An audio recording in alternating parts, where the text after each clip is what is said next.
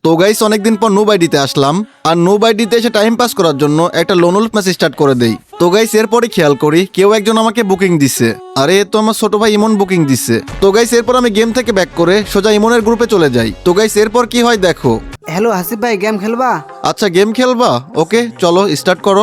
আরে কি স্টার্ট করবে, পাগল নাকি? আর এই নুবটাকে ওরে কিক মারো। হ্যাঁ ভাই ঠিক বলছো, কিক মারো এই নবকে। আরে ভাই তোমরা কি বলো, এ ভালো খেলে। কি এই ভালো খেলে?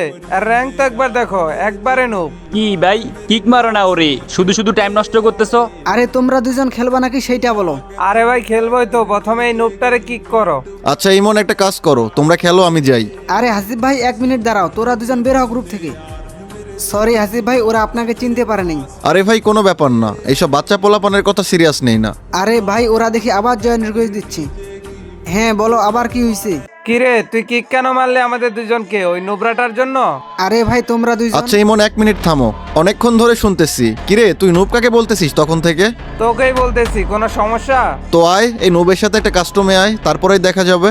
আরে আয় আয়, কাস্টমে আয়। ইমন কাস্টম খুলো, আর শোন কাস্টম শেষে কিন্তু কেউ অফলাইন যাবি না।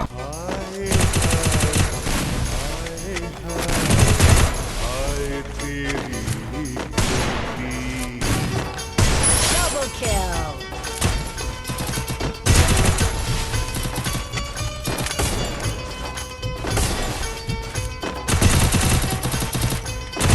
Double kill.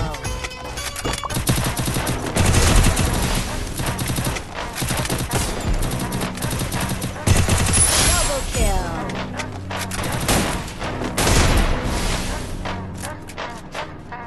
বাচ্চা পোলাপান হাসিব ভাইয়ের সাথে এসে কাস্টম খেলতে।